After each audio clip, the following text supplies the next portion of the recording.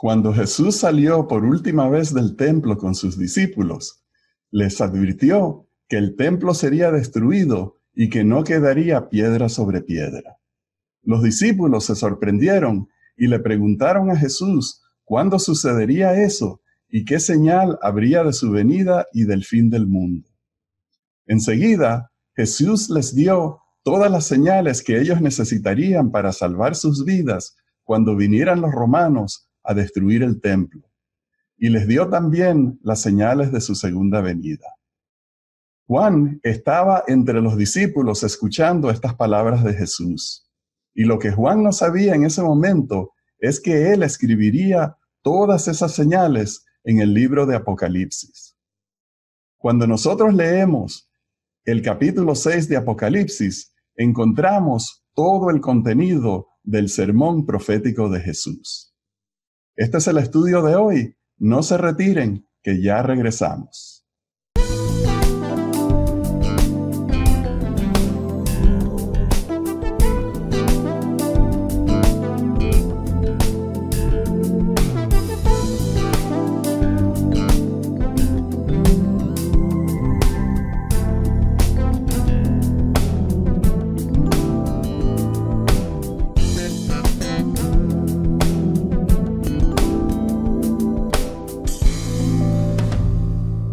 Hola, apreciados hermanos, bienvenidos a Perspectiva Bíblica. Y Johnny, hoy tenemos el tema de los sellos de Apocalipsis. Eso, Rafael, es un tema de gran envergadura. La palabra sello implica certeza, seguridad, garantizado por el Altísimo del que vienen los sellos. Oramos para comenzar la aventura. Oramos. Gracias, Señor, por la certeza que nos das a través de la Escritura. El libro de Apocalipsis nos ofrece esperanza de salvación y seguridad de vida eterna. Ayúdanos a confiar en el revelador. En el nombre de Jesús oramos. Amén. Amén. Amén. Johnny, uno de los principios de la interpretación del Apocalipsis es ese de que para poder comprender los temas que se mencionan en este libro, hay que siempre tener en cuenta el contexto.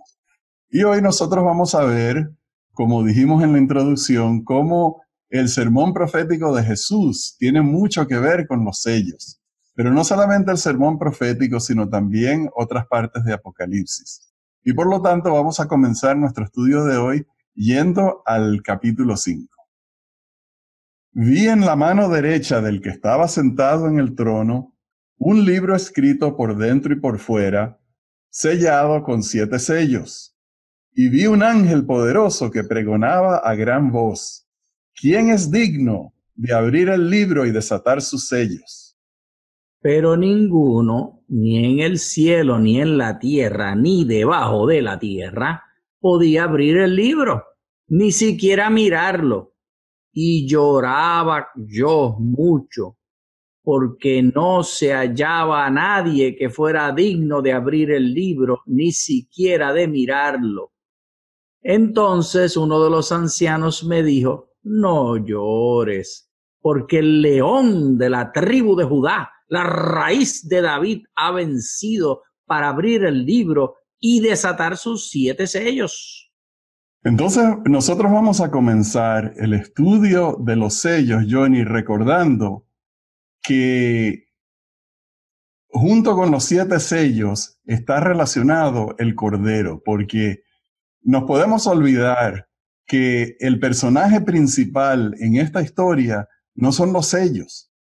Es aquel que logró tomar el libro, que tuvo la honra y la gloria y la dignidad para poder tomar el libro y empezar a abrir los sellos. En otras palabras, Johnny, no es tan importante los sellos como lo es el que abre esos sellos. Ciertamente, Rafael. Y esto también lo podemos ver cuando leemos en el verso 3, que habla de la cosmología del antiguo cercano oriente, particularmente ahora en el caso del Nuevo Testamento, pero tenía similitudes con la cosmología del Antiguo Testamento, donde habla de las diferentes partes de la física de la Tierra, de la geografía, y dice que está el cielo, la tierra y debajo de la tierra.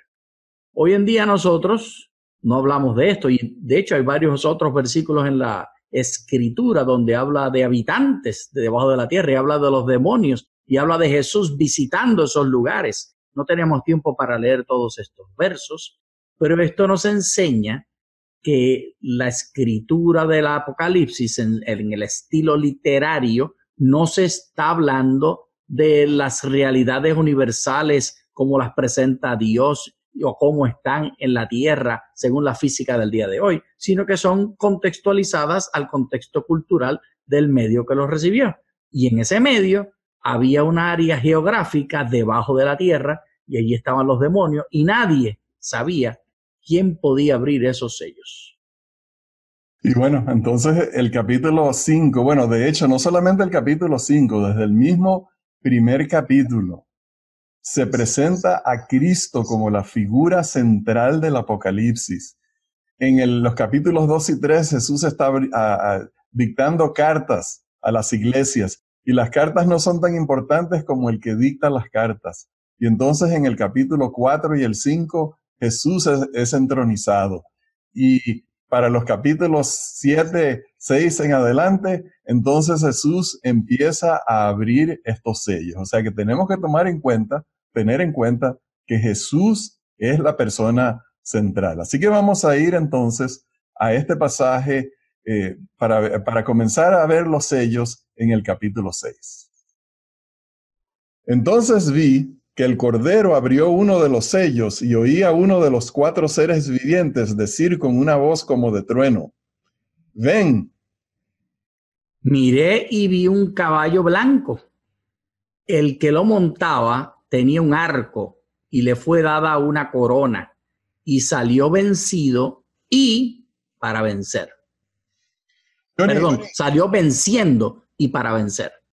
Venciendo para vencer. Johnny, hay muchas disputas en el mundo de la teología sobre el significado del caballo blanco, etc. Y es posible que muchos cristianos de otras denominaciones disputen el significado de esto. Para nosotros, nosotros entendemos que este es el Evangelio que salió venciendo luego que el Espíritu Santo descendió y comenzaron los apóstoles a predicar. Pero yo quiero dirigir la atención en el sentido de que es Jesús el que abre este sello, y que como tiene el libro en la mano y Él es el que abre los sellos, entonces eso nos está diciendo algo muy importante, Johnny, y es que Jesús tiene el control de todos estos eventos en sus manos. Y también nos señala cómo los misterios y las doctrinas han de entenderse a través de los lentes de la persona y la vida del Señor Jesús. Es el Evangelio el centro y el mensaje de la vida de Jesús, el testimonio que estos sellos dan. Él es el vencedor. Los detalles, como hemos dicho ya, no están en qué significaban los sellos, que están dados en el contexto del antiguo cercano oriente, del periodo grecorromano que estaban viviendo, y muchos detalles van a salir para nosotros sin sentido porque no tenemos esa cosmovisión. Pero lo que sí tenemos la cosmovisión es que Jesús es el vencedor. Si hubiera sido escrito hoy, hablaría de bombas atómicas y hablaría de los poderes económicos de la Organización Mundial y hablaría de diferentes elementos que perturban la vida de cada ser humano. Y Dios es el que rompe todos estos sellos porque Él es el que va a poner en su lugar toda la historia de esta tierra.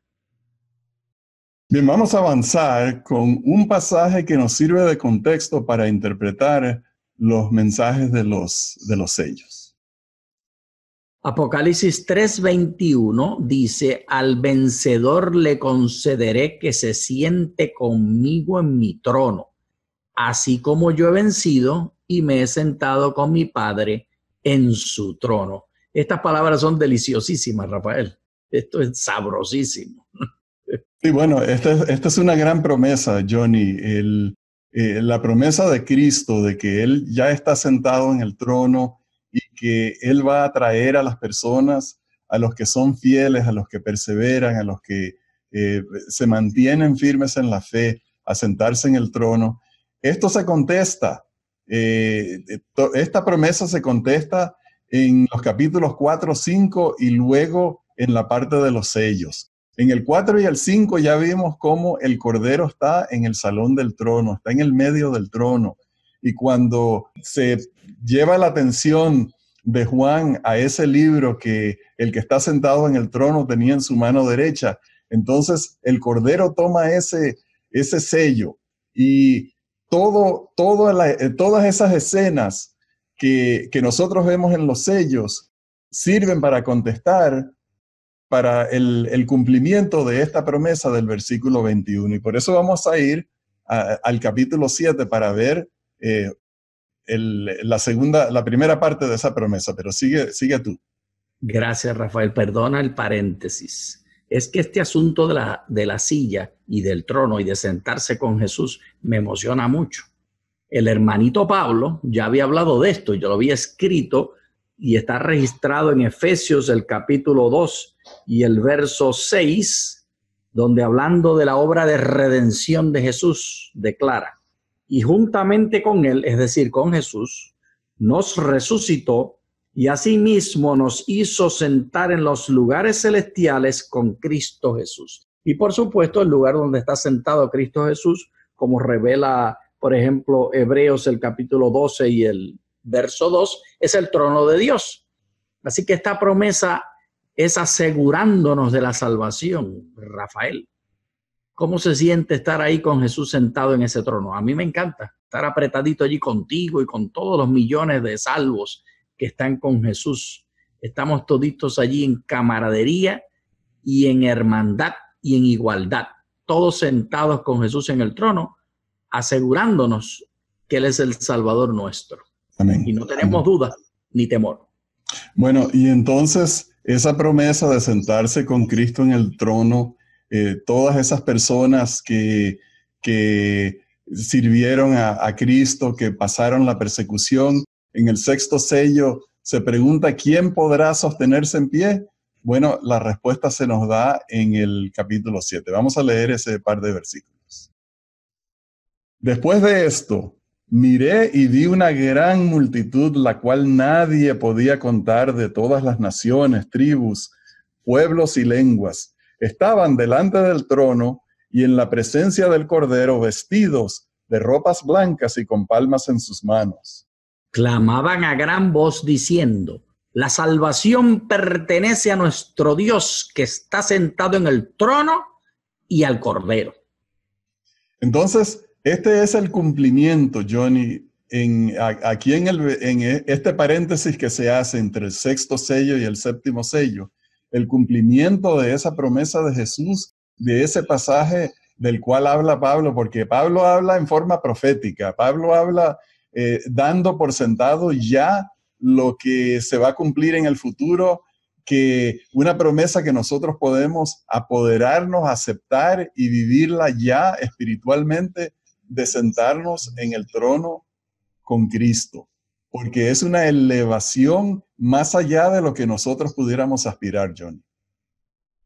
Ciertamente, y la seguridad que nos da estar en el trono sería semejante, si lo pusiéramos en el contexto del día de hoy, estar en este país, en Estados Unidos, es la Casa Blanca, el lugar de poder, o el Pentágono, estar sentado con el que sea presidente, estar en la habitación donde se encuentra el escritorio del presidente o la presidenta, y allí estamos protegidos bajo la seguridad del perdón que el Señor Jesús nos puede dar en el lugar de poder. Yo me siento muy cómodo de estar allí. Pues cualquiera, Johnny. Johnny, entonces es el tema de que los que se van a sentar en el trono son aquellos que perseveran. Y entonces Habíamos mencionado al principio, Johnny, que todos estos mensajes que aparecen en los sellos son mensajes que ya Cristo había dicho. Y por lo tanto vamos a ir a un pasaje en Mateo 24 para leer el mismo mensaje en las palabras de Jesús. Pero el que persevere hasta el fin, éste será salvo. Y será predicado este evangelio del reino en todo el mundo para testimonio a todas las naciones, y entonces vendrá el fin. El Señor Jesús ya introdujo, mientras estuvo predicando en la tierra con sus discípulos y todos los que lo seguían, todos los seguidores, todos estos discípulos, los interesados y los no tan interesados, los que recibieron milagros y los que no, escucharon que hay una seguridad de un reino. Por eso tenían confusión y pensaban que él hablaba del reino de Israel. Y le preguntaron hasta después, cuando resucitó, si era ahora que iba a establecer el reino. Pero Jesús está hablando de un reino que es de otro mundo. Y de este reino nos dijo que ya debemos estar perteneciendo a él. Y es por causa del evangelio. Es decir, que al leer el asunto de los sellos en Apocalipsis, Rafael, debemos estarlo atando a lo que tú y yo, la iglesia, tiene que estar haciendo de predicar el evangelio. Esa es la manera de traer a las personas al conocimiento de salvación del cual Jesús habló, para que perseveremos juntos. Bueno, ese tema de la perseverancia aparece varias veces en el Apocalipsis. Se hace énfasis en varias partes debido a las pruebas, persecuciones y ataques que los cristianos sufren a través de la historia por su fe. Y entonces Jesús, como leímos en el 3:21, el que persevere se sentará en el trono con él como él se sentó en el trono de su Padre. Este mensaje del Apocalipsis viene directamente del sermón profético de Jesús. Amén. O sea que no es ninguna sorpresa, Johnny, porque el autor del sermón profético, obviamente Jesús, es también el autor de los 7 sellos. Y por lo tanto, no es raro que Jesús esté repitiendo sus enseñanzas para que los cristianos, al leerlas, se den cuenta que es el mismo mensaje, que no hay cambios, que no hay variación y que lo que él dijo cuando estaba aquí es lo mismo que tiene que decirnos a nosotros en revelaciones futuras como lo fue el libro de Apocalipsis. Amén, amén. Pero entonces ahora vamos a ir al siguiente pasaje y vamos a verlo en paralelo. Y será predicado este evangelio del reino en todo el mundo para testimonio a todas las naciones, y entonces vendrá el fin. Y en Apocalipsis, miré y vi un caballo blanco, el que lo montaba tenía un arco y le fue dada una corona y salió venciendo y para vencer. Johnny, Jesús habló de la predicación del evangelio. Gran parte del mensaje de Apocalipsis tiene que ver con la predicación del evangelio eterno.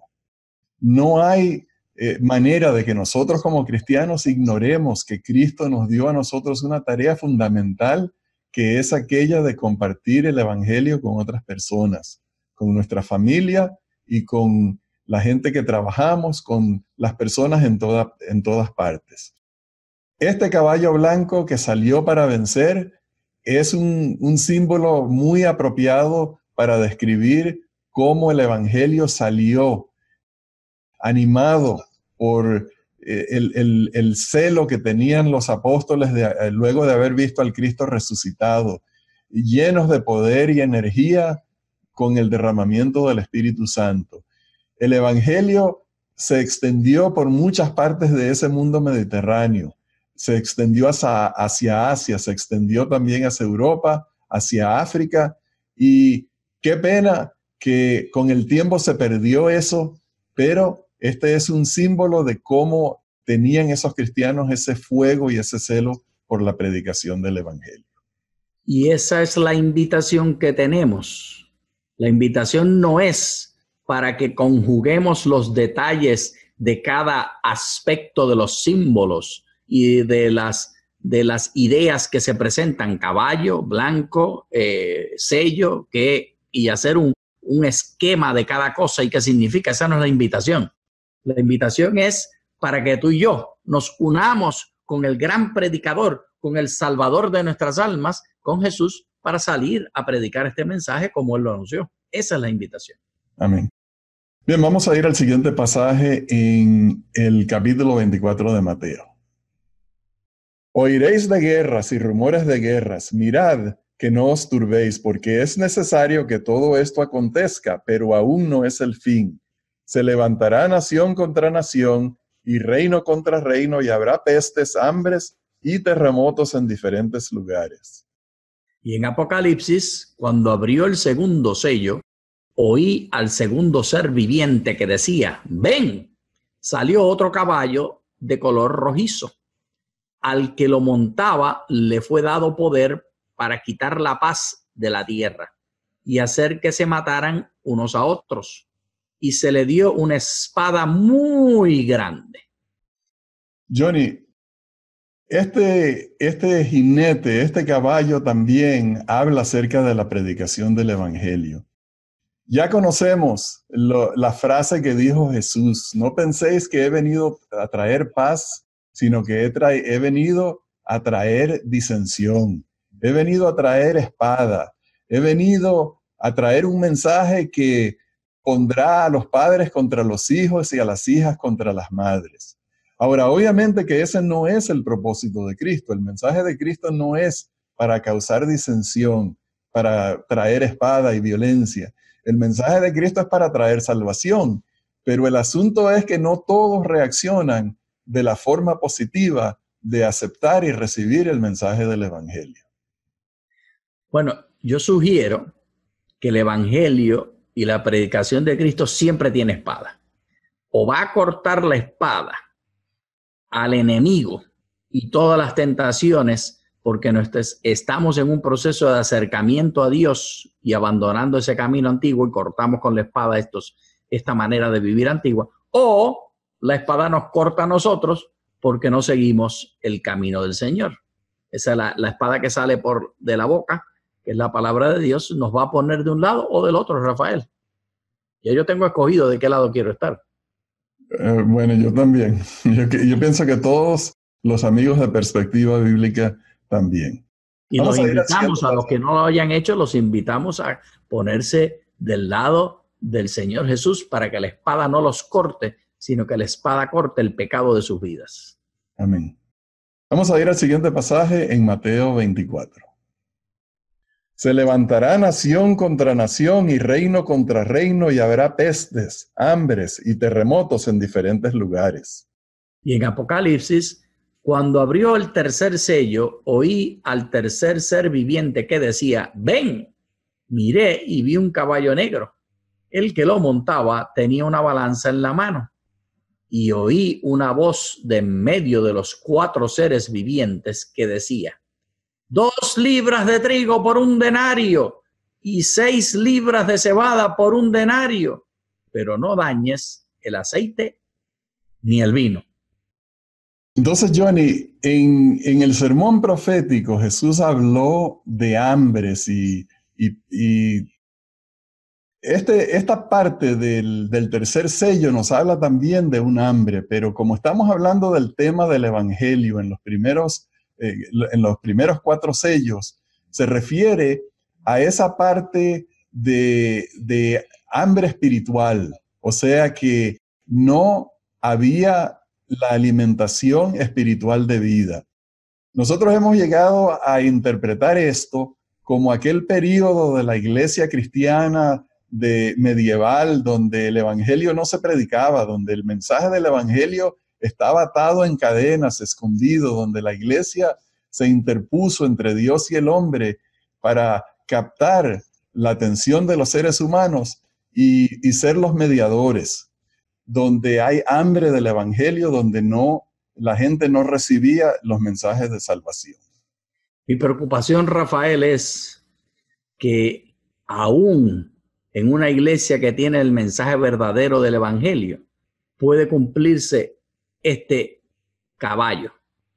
Porque si predicamos simple y exclusivamente jinetes y misterios apocalípticos y no nos centramos en la persona de Jesús y el poder que tiene Jesús para redimir, estamos haciendo lo mismo.